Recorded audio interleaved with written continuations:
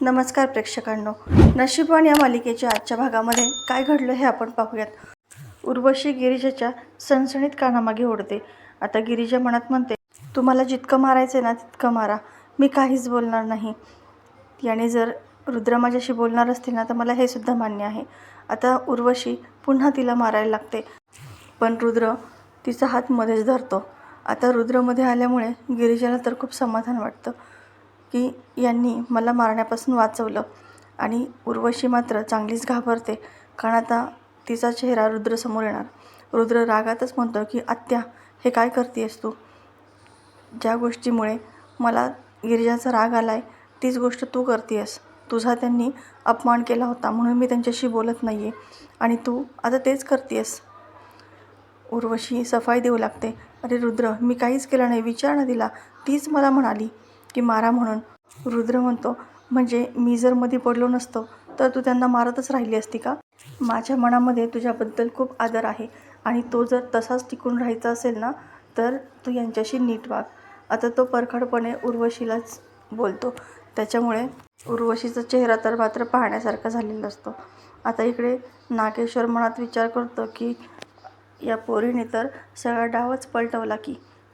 गिरिजा म्हणते की थँक्यू रुद्र, तुम्ही मला माफ केल्याबद्दल. रुद्र म्हणतो, एक मिनिट, तुम्हाला कोणी सांगितलं की मी तुम्हाला माफ केलं? जी चूक तुम्ही केली होती तीच आत्याही करत होती, त्यामुळे मी फक्त अडवलं आहे, बाकी दुसरं काहीच नाही. आता मात्र नागेश्वरच्या मनासारखं झालेलं असतं, मात्र गिरिजाबद्दल खूप वाईट वाटत असतं. सगळे तिथून निघून जातात.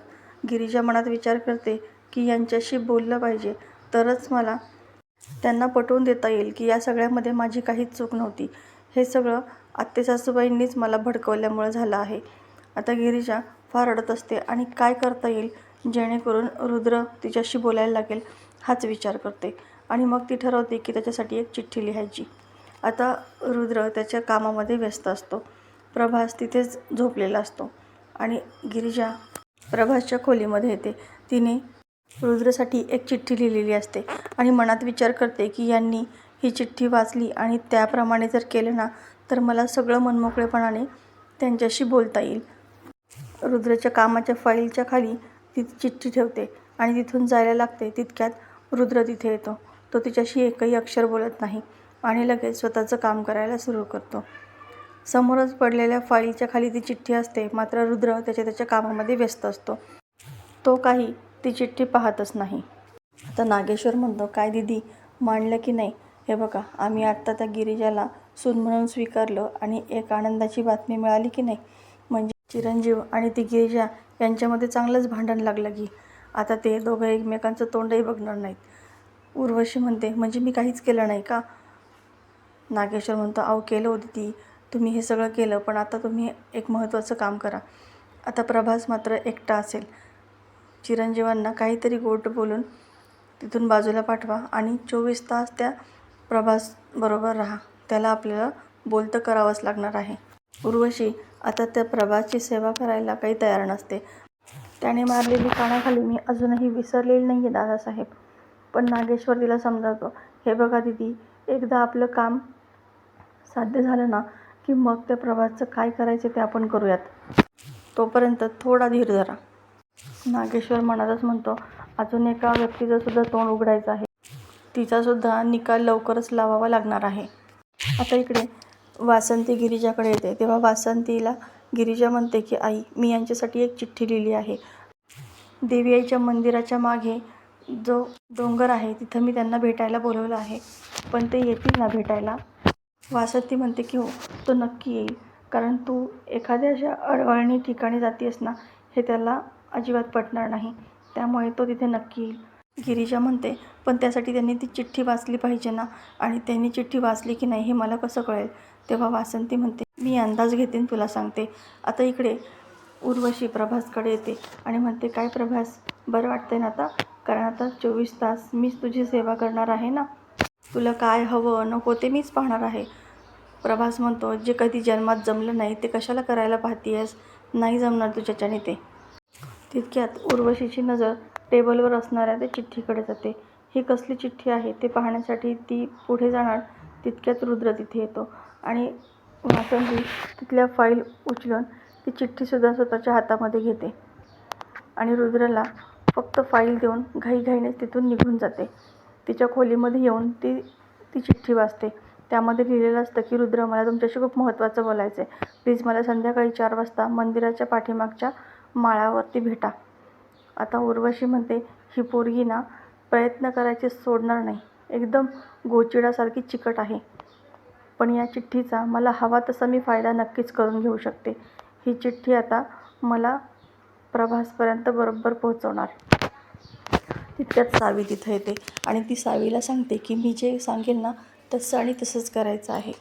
मी या घरामध्ये आहे एवढंच फक्त भासवायचं आहे. आणि रुद्रला मिळवायचं म्हणून सावी उर्वशी जे सांगेल ते करायला तयार होते. आता उर्वशी तिच्या बेडवरती उशा अंथरते आणि ती झोपली आहे असं सावीला सांगायला सांगते आणि गिरिजाने लिहिलेली चिठ्ठी प्रभासकडे द्यायला येते.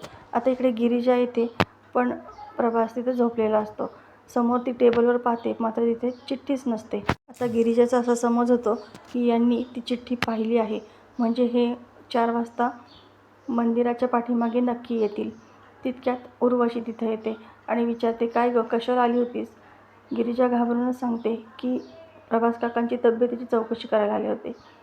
गिरिजा घाईघाईने तिथून निघून जाते कारण तिला मंदिरात जायचं असतं. आता इकडे नागेश्वर NGOचं आणि कारखान्याचं काम रुद्राला समजावून सांगत असतो आणि त्याची एक मीटिंग आहे याचीसुद्धा आठवण करून देतो.